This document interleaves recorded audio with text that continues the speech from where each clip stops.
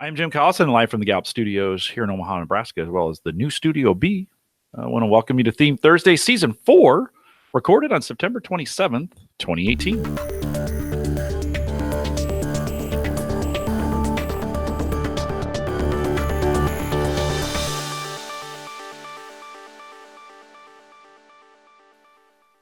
Theme Thursday is a Gallup webcast series that dives deep into the Clifton Strengths theme, one theme at a time, and today's is Maximizer. If you have questions, comments, or contributions during this webcast, we do have a chat room that's available for you right below the main video window. Just take a peek down there, available for you.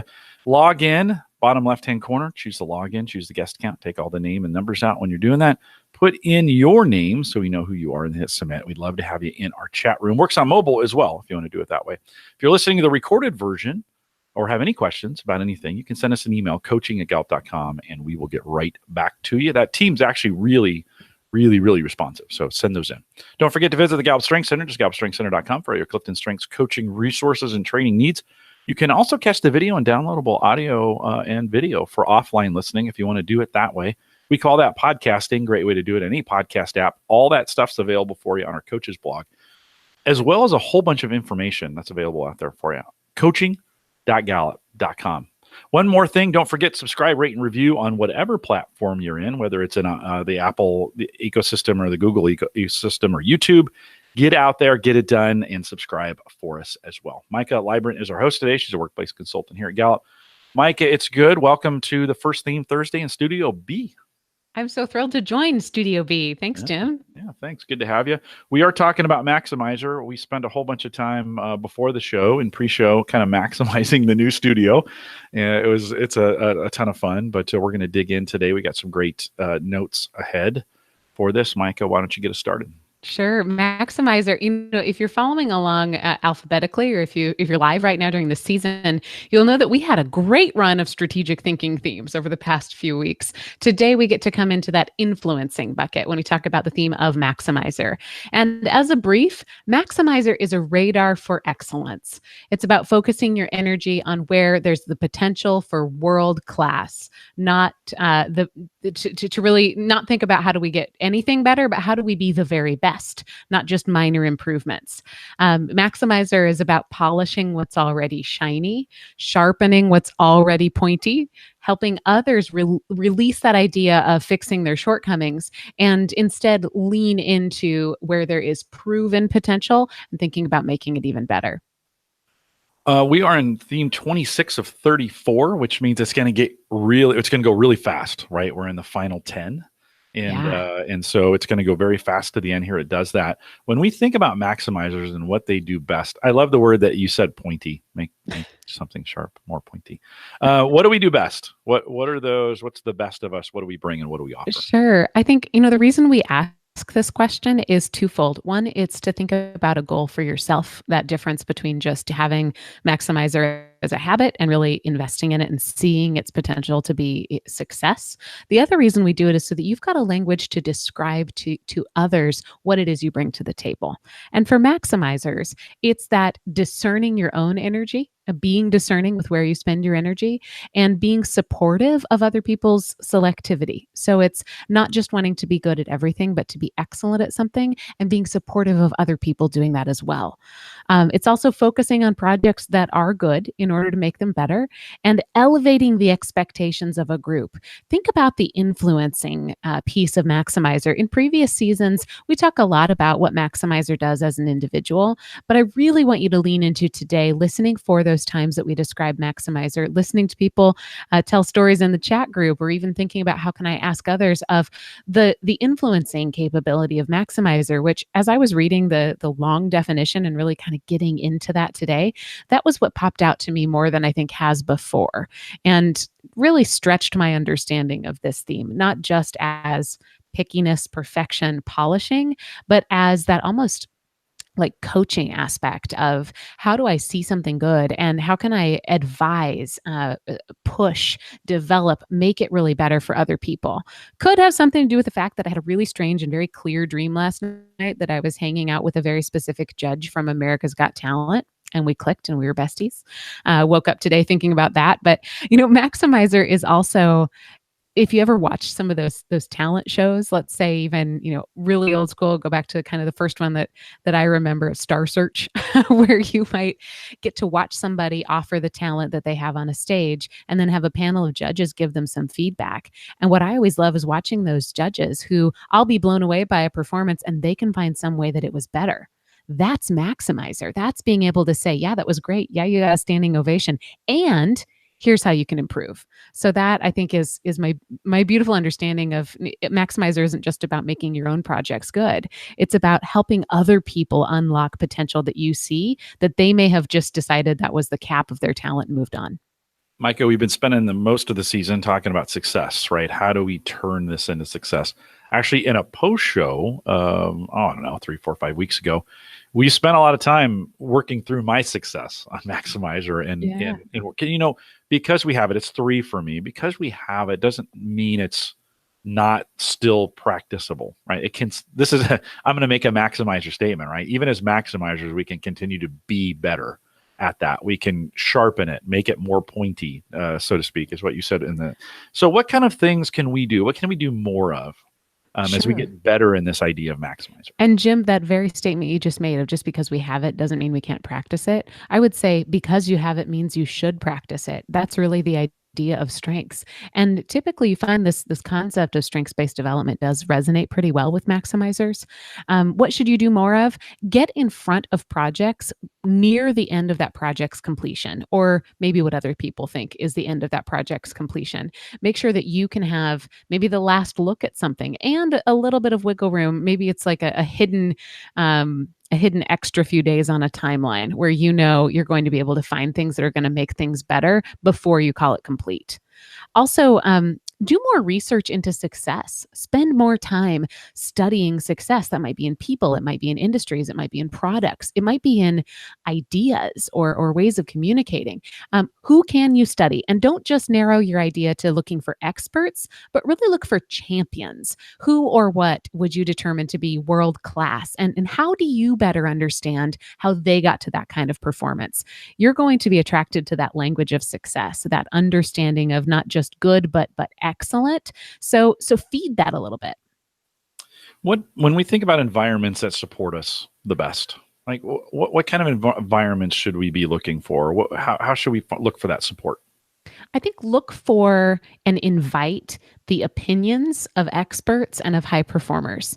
Really, I think you'll probably be attracted to people who are a little bit like-minded in that idea of, I'm not going to go back and retroactively fix things that didn't work. Instead, I want to look forward and look at things that are working and how they can improve. So invite that kind of conversation from other people. That might mean, even if you're working with people who aren't maximizer, that you kind of curate the direction of the conversation when you're asking to debrief or asking for feedback by asking for what was the best part of this, where and how could that be better, or asking for, let's say you're a teacher with maximizer and you just taught a new concept to a class, maybe asking that class or a special listener or observer in that class, asking, hey, when did this really click for you and what made it click? And being able to study where you do your best. So that idea of asking for opinions of people who can listen for what's good. Look for people who catch that kind of success. And so I'd encourage you to think, who is it that can lead you to excellence in specific areas? Also, look for an environment that gives you timelines and consequences. So maximizer could probably always improve something. It's that beautiful ability to see what other people can't see in terms of how something good could get better. So if you find that you're just on that perpetual hamster wheel of, yep, I thought it was done and now I got a better idea for what it could look like, that could be a little bit limiting to your own progress. So I think it's important just to have that clarity around what is the consequence if we take one more pass at this product before releasing it to our audience, or if we make one more edit to this document before posting it online. What will that mean? You might be with people who say, well, that will mean we don't hit our target. And then you can push and say, well, what's that going to mean? you might be in the right of being able to say there's going to be a great return on investment if we continue to polish this, or you might just have this great understanding of, wow, there's a diminishing return on our polishing here. So how do we keep our focus on the larger goal? And I think asking for timelines and consequences will help you do that. Before we talk about what we can worry about less, and I think these will tie together, I need a coaching moment from you. I doubted my maximizer for a lot of years because I thought maximizer equaled perfectionist. And I am definitely not a perfectionist. I am more of a tinkering maximizer. In other words, I take things and I'm constantly adding a little bit more. What could we do different? How could we get more out of it? And it doesn't always mean how do we get more better. For me, it means how do I get more production, or how do I push this thing harder, or how do I eke out a little more whatever, right? Add in whatever, a little more bandwidth, a little more, few more downloads, a few more, right? It doesn't look like perfectionism. And yet I hear that a lot, Maika. So as we could talk a little bit about as from a coaching standpoint, maximizer equal perfection? Well, in some aspects, yeah, it absolutely does. But I think how you see perfection, how you measure perfection, what you imagine when you think about perfection is going to depend on your other themes. So to throw that right back at you, Jim, which of your other themes are in play there when you're saying a little bit more production, a little bit more efficiency, a little bit, what else do you see there other than maximizer? Well, there's definitely an activator, a ranger combo in there, wanting to constantly be moving and moving forward, and lots of things. And so getting to perfection is not as efficient. And actually, for me, it's not as efficient. If I spent all that time getting one thing to perfect, Right. I would know I couldn't get other things better. And so I like to get a lot of things incrementally better each time. And maybe that's the ultimate is like, for me, there is no perfection. It can't be achieved. So we just keep trying to make it better. Right. I wonder if your arranger acts as a diffuser to your maximizer, because a ranger is broad. It's about being able to understand all the players in the team, or all the pieces in the process, or all the pieces in the puzzle, really, and be able to arrange them in the most efficient way. And when you talked before, you said, gosh, I really want to tinker. I want to make things a little bit better. So I think that maximizer, maybe instead of it being very narrow and wanting to say, I want one customer to truly have the best experience ever, you're able to say, I want the best experience for all of these people. And in order to do that, all the pieces are going to have to fit together. And that might mean that you can't hone in on one piece or one element or one, I don't know, software system that you really need to get right. It might mean that you have to get them all right in order to get them all better. Yeah. So it's a good thought. I've also thought perfection is not always the goal. Like sometimes the perfect solution is actually an 80% solution, because 100% is too costly, or it's too narrow, or it's not inclusive, or it's not. I think that's inviting. A pretty mature version of maximizer. I think maximizer by itself, the behaviors that it leads to, could mean that you know perfection is always a moving target, because you're always going to be able to see how it could be better. There is an element of, I think, perfectionism as it's defined in a larger sense by people who don't have maximizer, where on the outside, it might look like, wow, they really want that to be perfect. From the maximizer statement, it might just be, it doesn't have to be perfect, but can't you see how much better it could be? If you're saying that to somebody who really can't see that it could improve, then it might appear to be perfectionist.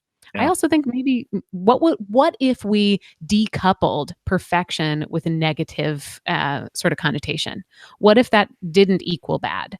What if it equaled flawlessness, or a desire for flawlessness, or a desire for really making the most of your investment? I think that probably are some attractive pieces that are true about maximizer. Yeah, no, right on. I love the conversation. This goes right into, what do we need to worry less about? So we'll talk about that. Worry less about missed opportunities. You're not going to have patience for sorting through what might be a hidden gem. I don't think about maximizer as like panning for gold. I see maximizer as going to the jeweler and finding the gems that are already shiny and putting them in better settings. So I think this talent for maximizer is in taking what's already treasured and revealing what isn't obvious about it. How can you reveal further potential that other people can't see? So that means that, yeah, you might miss uncovering something that is hidden. You might miss uncovering something that nobody else ever would have found, but worry less about that. Your power is in making things even better that other people already appreciate. I also think worry less about fixing what's broken or striving to be well-rounded. I wrote this sentence here to remind me, just to say it because this sentence came to me in my notes. I said, "It's okay to quit soccer." And that came from a question a girlfriend of mine asked me last week, where she had enrolled her 3-year-old in a soccer program, and he was just hating it. And they were about halfway through the season, and he dreaded every day of it. But he was simultaneously in 3 other activities that he really looked forward to going to. If you're a maximizer, you're probably not, this is not a generalized parenting advice here, and this is a big sweeping statement I'm about to make, but you're probably not going to get better by improving at something that you really hate or where you don't have ease, excellence, or enjoyment. Or if your kid has maximizer tendencies, they're probably going to be able to do more improvement in areas that they're attracted to or areas they're a little bit good at than they are that sort of coming from negative up to ground zero. It sounds like a very basic application of strengths philosophy, and it kind of is. And we mean for it to be that way. That really is what maximizer is. Maika, that's great. We actually let our kids do that as well. We let them quit soccer. So they did it for a couple years, and each one dropped in kind of their own time, right? It was just, we were waiting. Hey, if you want to be a part of it, you can. Really, with all the programs that they did, we kind of let them try it. And if it stuck to it, unfortunately, my oldest stuck to his drum set. And so we had drums, very loud drums playing in the house. Now he's a really good drummer. And so I'm glad that he plays for our church and does some of those kinds of things. So I'm really, really glad we let him maximize that talent. When we're working with Maximizer, what should we expect? I think you can expect high and increasing standards. So once something is delivered really well, the next time they revisit something similar, they might expect even more. You can also expect that potential for never-ending improvement. I described it as a hamster wheel before. This can sound like criticalness, like critique. But I want you to remember, if you're working with Maximizer, to accept this as care and compassion. So you should be ready for them to be able to always notice something that could improve, and you should hear that as a sign that they care. One of the sections I think you should spend a lot of time, when I say you, I mean you, the listener, not you, Maika, but you, the listener. Going back, Chris made some notes for us of all these sessions, and we have a section in here. How do we recognize this theme? And I think if you ever want to deploy some amazing power into an organization, get them recognizing people for the things they do. So, Maika, when we think about Maximizer, how do we recognize them? This may be tough because right? They're always striving for more. So how do we do that? I think acknowledge that, yeah, they might be striving for more. And so therefore your voice of recognition could be the most important voice sometimes that they hear. Similar to achiever in not being able to slow down sometimes, because once you finish something, you don't get that similar jolt out of celebrating it as you do finishing the next thing. Yet we know celebration matters. In the maximizer world, you might not feel like you can celebrate something because then it feels like it's done. And your sweet spot is in that place where it's almost done. But also, people need recognition. They need to be able to see those kinds of behaviors that you want them to repeat again. And at their core, that kind of polishing and improvement is really, really what we should celebrate them for. I want you to think about, when you're recognizing a maximizer, recognize the second layer of frosting on the cake. So they perfect what many may have otherwise seen as being good enough, right? The cake itself, you baked it. It was wonderful. You frosted it. It was great. When a project is successful for a maximizer, don't talk about start to finish. Don't describe what the beauty of what they did as mixing in the eggs and the flour and baking it and putting a layer of icing. Describe the difference that they created or that they inspired other people to create between putting one layer of frosting on it and adding that second. Acknowledge the miles that they took a project from where it was to where it became. You don't have to, I think, celebrate the entire 0 to 100, but you can really focus in and highlight the difference that they made from where something was to what made it successful. Does that make sense? No, it's good advice. Good advice for sure. We alluded to this earlier, that we always have opportunities to learn and grow. How do we stretch those with Maximizer? Yeah. Or if we have Maximizer, how do we stretch? If I'm helping to stretch somebody with Maximizer, I think my job is to help them develop a quickness to their ability to polish. Get them involved as a consultant or an advisor to try this where they are not responsible for doing, because that's going to help them feel what it feels like to do a little bit of that sort of the America's Got Talent or the X Factor judging, where I've got 10 seconds to tell you how it could be better, and then I'm going to get out. And that's an extreme version of quickness, but I think it's going to help sort of grow that muscle. A place where they can spot specific improvements, explain those improvements really well to other people, and then move on and allow other people to execute. I also think in a similar vein, partner them with somebody who's really excited to do the work that they notice as potential. So give them some great, position them to be an influencer is essentially what we're saying. Yeah. And what about partnerships? Like when we think about this, how can we support them? Yeah, if I'm partnering with a maximizer, I want to talk about expectations and hold each other accountable for celebrating them once they've been achieved. So, what can you measure so that that maximizer has an external understanding of when what we set out to do has been accomplished? I hear that from maximizers all the time. My mom's actually staying with us this week, and she has maximizer in her top 5. And she said what she struggles with most is just never being able to let anything go because she can always see how it could be better. That's I think that's classic, and it might be something that shows up a lot, or it might be something you learn. But definitely, as a partnership, being able to say what is the expectation, and again, just like we said earlier, ask for timelines and consequences. Don't go down that aisle of letting them isolate themselves with a project. Be a good partner. Draw them out and talk about what the effect that is that their work is having on you, that your work together is having on your audience. Maika, before we dig into the dominant theme challenge, Chris brings up an interesting question. I'll paraphrase it from the chat room. But when we think about partnering with people, and those high maximizers may have a tendency to kind of have to repeat feedback. In other words, okay, you did it. That's awesome. Here's my feedback. And they did it again. Here's to my feedback. And they did it again. That endless kind of improvement, or it could be.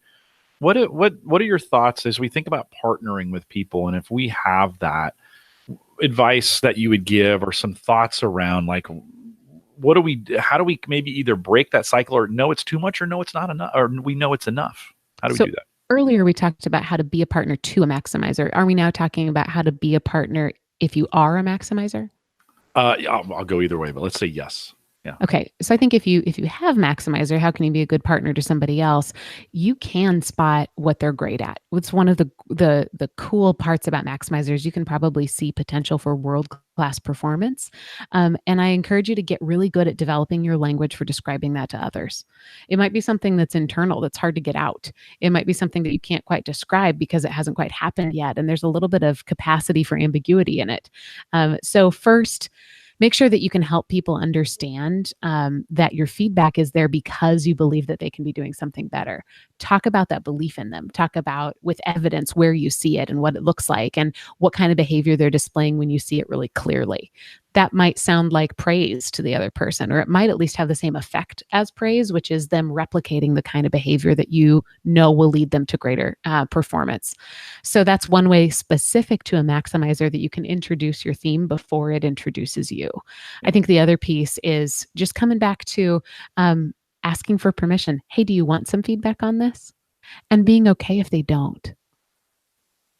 Man, that's gold right there. I always forget. We say that permission concept a lot, which is, hey, I've got some ideas on how to make this better. A little different than restorative. Yeah. You're not asked to fix it. How do we take something existing and make it better? Ask for permission. I love that. I need to do a little bit more of that sometimes and say, hey, are you interested in my opinion? Do you want some things that I'm thinking about? Pair that with ideation, and it gets to be a little bit of a disaster. Well, and you also may be able to say, I've got lots of ideas for how this could be better. Come to me whenever you want to hear them. Yeah, that's a good idea. So you might need to be ready for people to say, you know what, in the moment, I can't polish this right now. I've got other fires I have to put out. Yeah. And that might mean you have to stretch a little bit and be available when they're available. Yeah.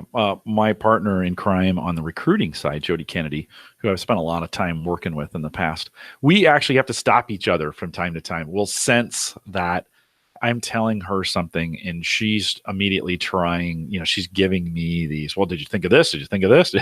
And I'll do the exact same thing. And we have given each other permission to stop each other in mid-sentence, like interrupt and say, not looking for it. And that's okay.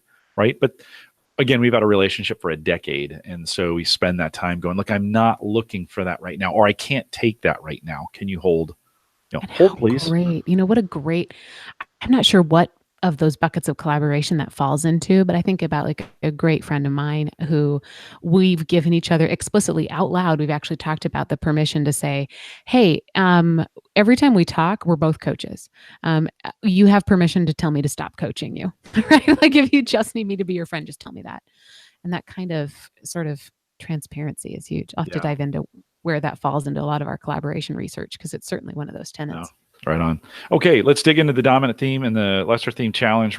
Just a reminder, Maika is posting these on our Instagram account at Strengths Talk. That's there. She's also bundling them up and dropping them on the Facebook group as she has time. But if you want to take them over there and put them on the Facebook group, I'll be putting them in the chat room as we're going through them. Then we post them inside each published post. So if this is as a post out there on the coach's blog, coaching.gallup.com, it's out there and available for you is there as well. So Maika, dig in and let's start with number 1. Yeah, if you have Maximizer as a dominant theme, your goal is to figure out how to direct your energy toward excellence and nothing else. 3 challenges. 1, I want you to focus your improvement energy on the future. So go super future here and think about who could be your best replacement for what you do well. Who could replace you someday? Spend time with that person and specifically tell them what it is that you think they do well. Number 2, fine-tune your community well-being. So I want you to list all of the groups or audiences that you identify with. This might mean a specific work group or a specific location of your job, or maybe it's your job as a whole. Maybe it's an interest group or your family. I want you to just go wild and list as many as you feel like you identify with, and then sort to the 3 where you can have the greatest influence for success. Just that idea of naming those top 3 and prioritizing those 3, that's huge. But it's a bonus if you take it even further and you can take action to spend more time there and less time everywhere else. Do you see how that kind of feels like you're cutting off an arm? That's what Maximizer can do. Be able to say it's being selective about where you can have the best impact. Yeah. How about number 3? Yeah, number 3, I want you to add one more measurement to your work this week. So what is it that you can rate, rank, or sort this week? This practice and the habit that it can form is going to help you quickly spot strength and also help you explain that strength to others. Maika, you got a challenge here for this is the first time I've seen this. We're I probably not I didn't even tell you about it. We're not going to do this for everyone. This is a Maximizer thing. This is a bonus for Maximizer. Right. I have a challenge that I started to write as a lesser theme challenge, and then I realized it would be good for everybody to do. So because Maximizer is that theme that probably most closely just naturally speaks the language of strengths philosophy, I've added an extra challenge. So whether you have Maximizer high or Maximizer low, this secret little like filling in the sandwich bonus challenge is for you. Okay, and here goes. And then we'll talk about the lesser theme. Challenge for everybody. I want you to stretch one of your current goals, just like Maximizer is a goal stretcher. If you don't feel like you have a goal right now, look at the next 10 days in your life and list everything you have to do. And then pick one of those things that you will enjoy the most. And ask yourself, how will you know when it's achieved? And how can you do it slightly better? Maika, we need to give Chris permission to include this in the lesser theme challenge so he doesn't have to create, because he's now freaking out. He's going to have to create another. Don't worry, Chris. I know. I ruined all your columns. I'm not going to do this for any other theme. This is just a Maximizer thing. Either maybe call it exclusive to your experience in this podcast. Like maybe we're just not going to get it anywhere else. That's right. You don't have to do it, Chris. We have to stop them. Okay, lesser themes 2 and 3. Or however we organize this. Yeah. Sure. If you have Maximizer as a lesser theme, I think it's important for you to define your process for how you make things better. You're not going to do it through Maximizer, but how do you make improvements? So lesser theme challenge number 1, define the objective measures that indicate completion to you. A shorter way to say this is, how do you know when you're done with something? When is it, maybe it might be when when a product works, or when you check all the boxes, or when a student asks you for help rather than being told what to do. Just define, when do you know something is done? And number two, which themes, meaning Clifton Strengths themes, lead you to quality? Quality might be building stronger relationships, working faster, trying new challenges. And what behaviors can others see in you when those themes are really engaged? Super nice. Those will be available. Don't forget, we'll have those. Again, Chris has put together a really nice document for us. It's in the Facebook group. So if you jump out to facebook.com/groups/called-to-coach, that's where we're all hanging out. And there's some links out there to it. He has posted it out there as well. We post the challenges. Really, if you want to stay up to date on everything that's going on, Maximizers, join our Facebook group. Get out there and get it done in its way to get it. Mike, anything else that we'd add before we jump into the post show? I just love hearing about the multidimensional aspects of Maximizer. It's one that I continue to learn about. It's number 12 for me. And so I feel like I maybe used to have it a little bit higher. In fact, I did the very first time I took Clifton Strengths. But now I think it's one that I think gets pigeonholed into just one side of it. Either it's making others better, making your products better. If you can help us continue that conversation in any of our platforms of helping us understand what really is Maximizer as an influencing theme for you, or what pieces of it really speak to you, please continue that conversation. Super good. I'm actually looking forward to maximizing what we're doing here in the studio. We moved in, and it's been a great exercise for me to be able to think about colors and where we're going to put stuff up and lighting, and actually have a brand new TV, which is kind of cool. Here, looking at you, Maika, you're in 50 I'm on inches. a TV? You are on a big TV. We put a big 1080p TV That's in here, and bigger than real life. At least I don't it's think my I target think is 50 inches. I think it's actually really. I have you directly behind the camera, and I think it's actually almost life size. Like, it's pretty close. Like, Whoa. it's super cool. In my dreams, I have a life-size Jim cutout, like sitting over there in my chair. Right now, you're about like palm size in my office. I'm not very good big, enough. We need to maximize that. Totally. No, I'm going to spend a ton of time. It's been a big maximizer exercise, and I've had fun doing it, on taking it in little steps, right? For me, I like to improve little bits over time, just add certain things to it. We put some curtains up, and we actually spun them around because they weren't the right color and such. Added some additional light. I actually decreased some light. If you see, there's a little sunspot here on the wall. We're going to remove that as well, and we got some things that we need to do. It's okay. I'm looking forward to the process of it getting better. So we want to thank everyone and remind everyone to take full advantage of all the resources that are available at the Gallup Strength Center. Just GallupStrengthsCenter.com. Send us your questions or comments, or if you want to be a guest blogger, you got something to say, it's strengths related, and you think you want to write something, it needs to be original. Send it to us in an email. Send it to coaching@gallup.com. Put guest blogger in the subject line. That'll route its way around to Maika. Let me just set some expectations. It takes a while for us to get those done, so just be patient with us. A lot of writing and a lot of things going on here at Gallup as we're releasing the All 34 report and a bunch of those kinds of things. So we've shifted some stuff around, so be patient with us. Don't forget, you can catch the recorded audio and video of this program, as well as all the past ones, available for you on our coaches blog. If you haven't bookmarked this, by the way, if you're not out there on a regular basis, one, I'm sad. Two, it's super good. So head out to our coaches blog, coaching.gallup.com. If you're interested in becoming a Gallup certified strengths coach, see a list of all our courses that lead to that, plus a bunch. Like, there's never been a time to get awesome training from Gallup. We have been the best work we've ever done. We're doing right now around training. So head out to the courses page, courses.gallup.com. Sign up for something and join us. We'd love to have you. If you come to Omaha, you'll get to see me. How cool is that? Maybe not that cool. Join us on our Facebook group as well, facebook.com/groups/called to coach. We want to thank you for joining us today. We're going to jump into some post show. With that, we'll say goodbye, everybody.